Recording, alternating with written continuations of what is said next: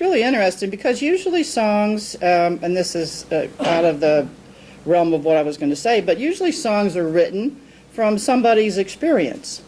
And when Blue Christmas is sung, it usually is associated with someone missing someone, someone not being there at the same time, someone having passed away, and knowing that there's going to be a difference. So when I was thinking, I knew that that was a song I wanted to put, because what I had intended to do for today was to have what we used to do in Dallas, which was called Blue Christmas Sunday. And on that Sunday, we would honor, and there would be categories of people that you might be missing because they're out of town, or they're in the military, or they're this. And we would light candles, and by the time the service was over, everyone in the room had a candle. They had identified what it was that they were missing that Christmas. They were standing around the room, and it was a very emotional Sunday. So when I got to thinking about it, I thought, well, you know, for me, Christmas does have memories. Christmas draws me to the history of my life. Christmas reminds me of what's important in life. And the unfortunate thing that we say at Christmas is it's too bad it doesn't happen all year round, that we don't celebrate Christmas and the love and the joy and the peace and the harmony that's a part of the designated intention for this holiday. It's become too commercialized. So when I thought, you know, talking about what we're missing, I wanted to go broader than that. And I wanted to make it such that we all can kind of tap into the things that are different now than what they were when we were children. And so as I was listening to the music and thinking about this and having experiences in the last several months and really doing some reflection over my life, as Christmas comes along, I really did an in-depth assessment myself of what is it that's different now? What is it that I miss? What is it that I have to adjust to in life at Christmas these days versus the Christmas of old? So I made this list. And so I wrote down childhood experiences. And as I sat and I was thinking about this, I was reflecting upon my life experience as a child. My mother passed, I've told you this before, when I was 8 years old. So Christmases were kind of different beyond that point. However, they were always very joy-filled, even though she wasn't there and other members of the family were. It was always about family gatherings. It was always about children and having fun and being joyful. It was about food and those experiences. It was about me being the child and other people being the adults to bring the gifts to me. Now that's turned around. I'm the adult, and yes, I do get gifts.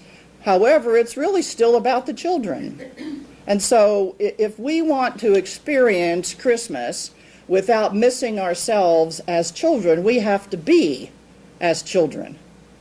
We have to make fun and enjoy what it is that a childhood experience would be in our adult experience. To be childlike, as the master teacher would say, to be childlike and have that joy. The other thing about across from it, number 6, was being young. I recognize that as I age and get older, my Christmases are numbered. But you know, in reflection, I think that as I was growing up, I was having experiences, at younger age with both parents, and then without a mother, and then with different circumstances and different things in the house. I didn't really appreciate the essence, the nature, what Christmas was about, until I began to get a little bit older. Before I came into religious science, to me it was about doing last-minute shopping, being chaotic, trying to get everything accomplished, and just going. As I came into religious science, I began to realize that there's more to having a life experience than just getting beyond it. It really is about having that life experience while the experience is occurring. To be able to be the observer and to be the person experiencing it all at the same time. And to find, in the midst of the season, what it is that's most important. And if Carol never goes out to a store and buys a gift and just has love in her heart to share with people and gives gift certificates or whatever, she'll still do it with the love that she has in her heart. So the second thing I wrote down was foods from earlier days. And my memory, I don't know what your memory is or what your ethnic background is, but I have a Swedish and a Polish background. And when I was young, those foods of those countries were dominant on the Christmas table. The foods, the stuffed cabbage, the sausages from Sweden. My brother still, when he was in his 30s, was still going out and finding the places where he could find those sausages to remind us of what it was about. But you know, it never is the same. So you have to make new experiences out of having memories from the past. This past week, you all know, I was just talking in depth with Carol and Taffy and that. I took my son and my grandson to Pittsburgh last week. And we all know the weather experience that we were having across the country and specifically in Texas. And I really watched the weather. Now, it was interesting to me that as much money as I had invested in the tickets and the whole weekend experience, I watched the weather conditions not with the fear that we weren't going to get there, but with an open mind to be guided as to what choice we needed to make to get there. And I was guided to have us go Thursday evening instead of Friday afternoon. And it created a little bit of a complexity for my son because he didn't want to take my grandson out of school for that many days. So very peacefully we had the conversation about, you know, really feeling as though that's what we needed to do. We did that. We got on the last flight out of Dallas on Thursday, and another flight never left Dallas for Pittsburgh for 3 days. That all by itself made the weekend. The fact that we were there and all of the activities that were a part of that.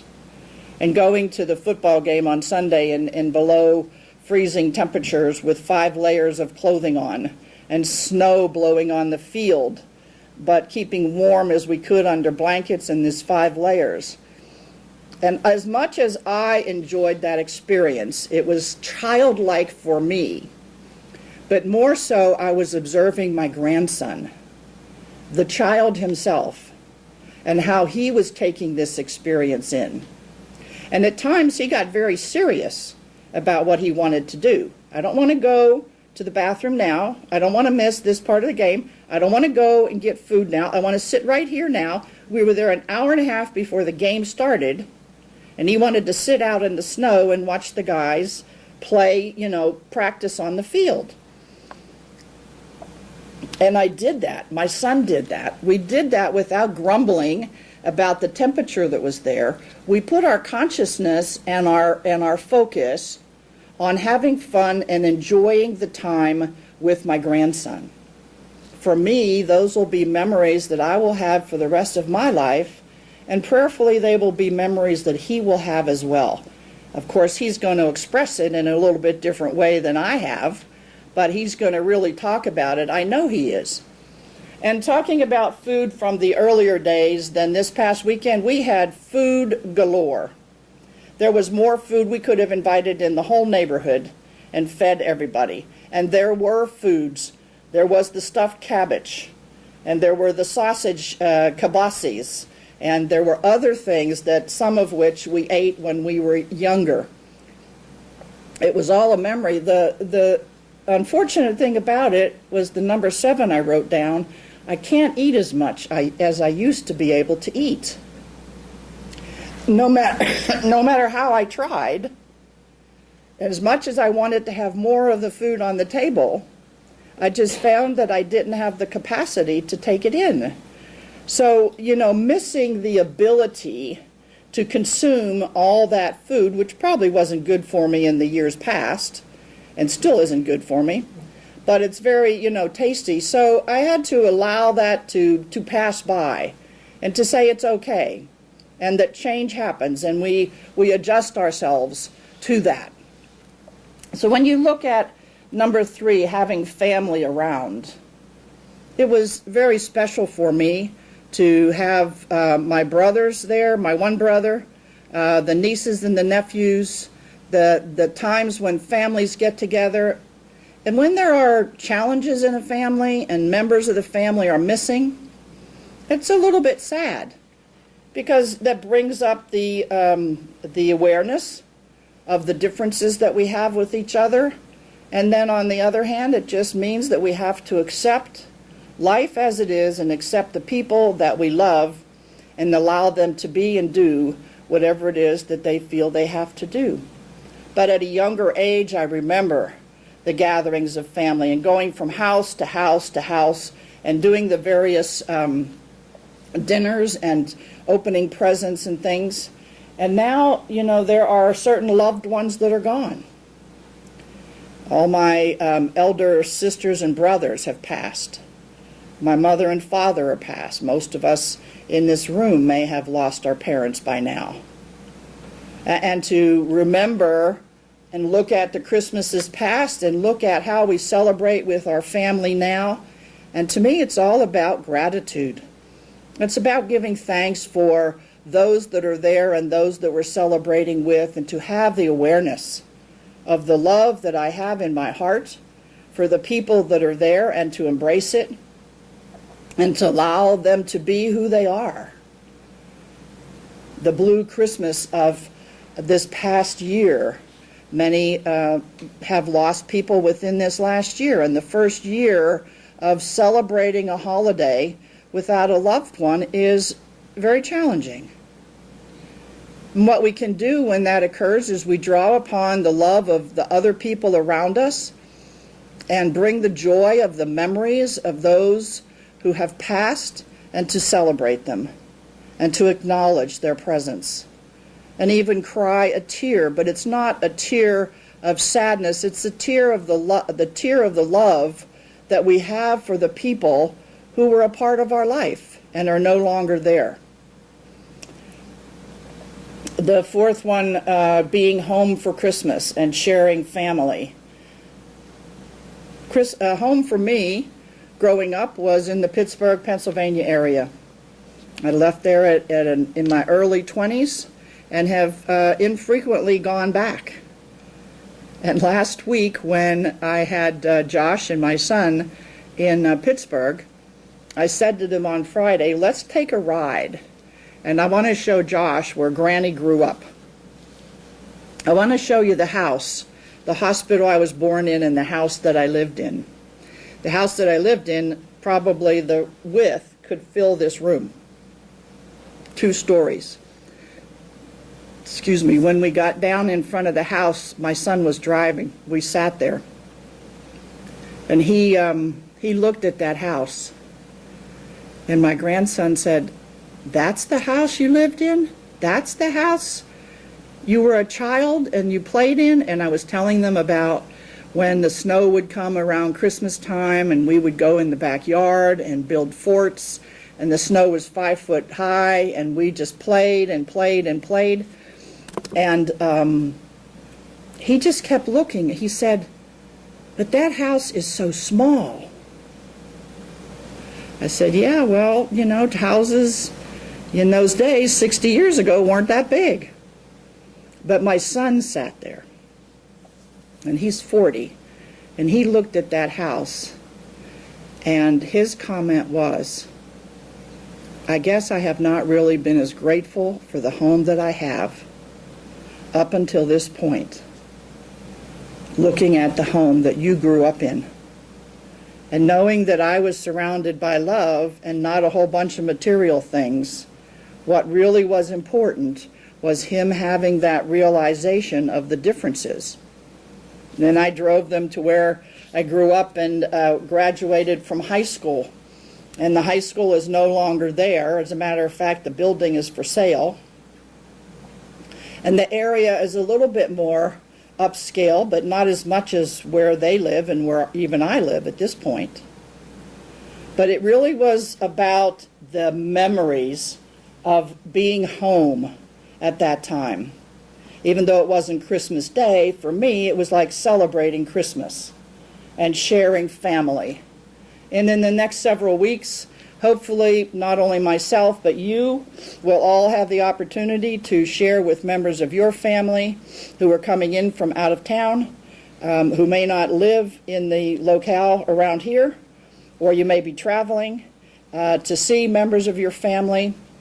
And I hope that as you're doing that, that there is joy in your heart, that you recognize that even though it's going to be busier than what it usually is, it's going to be a different environment with more people and whatever, but that you actually take time to recognize the people that you're with, the experience that you're having, creating memories for yourself and reminding yourself of what it is that brought you to this point in your life, appreciating your past.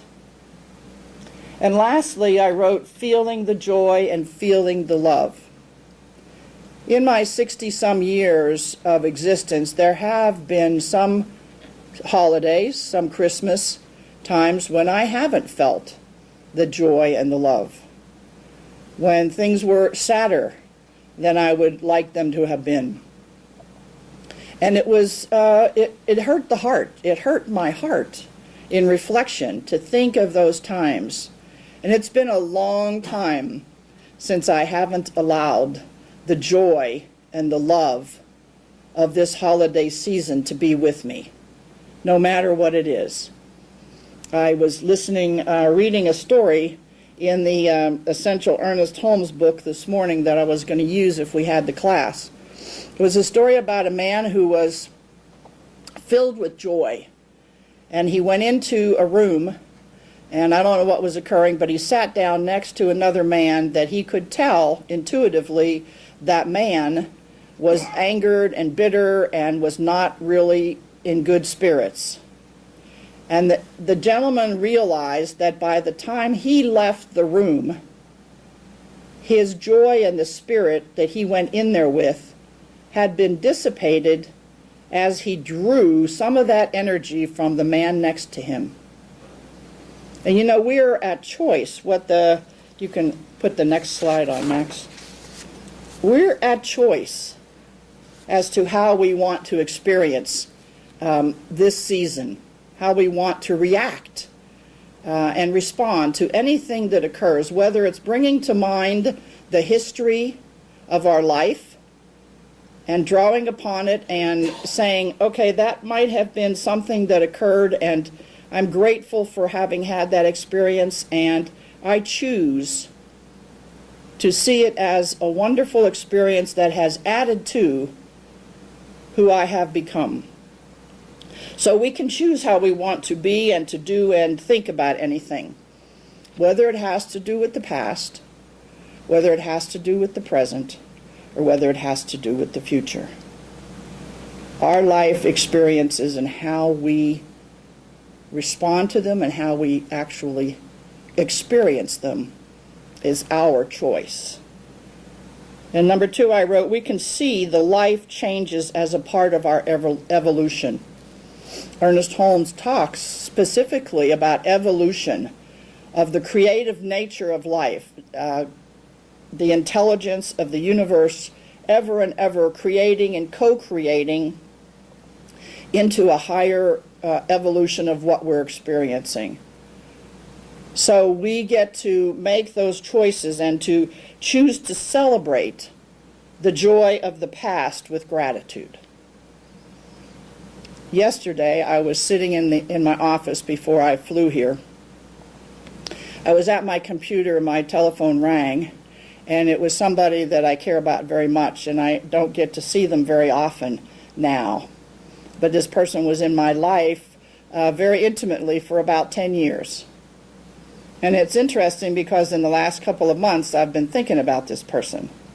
And some experiences going on in my family were reminders to me of incidents that took place in my life with this individual. And it has been my intention to get in touch with them and to have conversation regarding what it is what revelations I've had. And to some degree, some parts of that have to do with forgiveness. And this person called and said, and I answered the phone very joyfully. And they said, I've been thinking about you for a while, and I thought I might as well call you. And I said, well, that's interesting because I've been thinking about you for a while as well. And I'm glad that you took the action and called. And we talked and we caught up on things, and we found out a few things about each other since we had last talked, maybe a year and a half ago. But that renewed my memories of my history with this individual. And it brought to mind the various transactions that took place and how grateful I am for having had that time and that experience. How often do we really do that? How often do we reflect upon the meaning of the experiences with the people that we've been with? This is an opportunity for us to see life changes as a part of our evolution. Choose to enjoy the present for the gift that it is.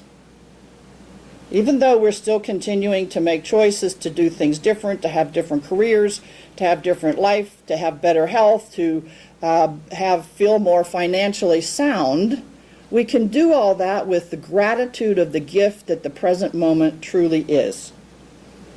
And lastly, we can choose to visualize more good in the changes yet to come. For you see, if we're at choice, and we are one in the mind of God, and if there's a law that responds to our thought process, and if we believe, then whatever we can conceive, we can achieve if we believe. So this season, I believe, is an opportunity not only to reflect upon our history, upon the present moment, upon what it is that we want to experience. It's also an opportunity for us to deepen our realizations of the possibilities yet to come. This is the season to be joyful, to feel the love. And as the saying goes, peace on earth, goodwill to men. Let's take that into prayer. As we close our eyes and go within, we first give thanks. We give thanks for that ever-expressing spirit that lives within us, that we are one with. And in our understanding, we align with the opportunities to express from the nature of that infinite intelligence, the love, the peace, the joy, the harmony, the enthusiasm, the joy. We are truly blessed and give thanks for being one in the mind of the infinite, being an individualized expression free to choose what it is that we want to be, what it is that we want to do, how it is that we want to think. We're at choice. And so in this season of Christmas, where the Christ consciousness is in mass all around us, may we take the opportunity to reflect and give thanks. Give thanks for those who are here present with us. Give thanks for the past and the people who are no longer with us, the experiences that we've had over the years, and the experiences yet to come. For today and every moment is truly a blessed opportunity to live fully to be all that we can be. And in the gratitude of knowing that this is our truth, I just release and I let go and I let God, calling it good and very good. Let's join together and say, and so it is.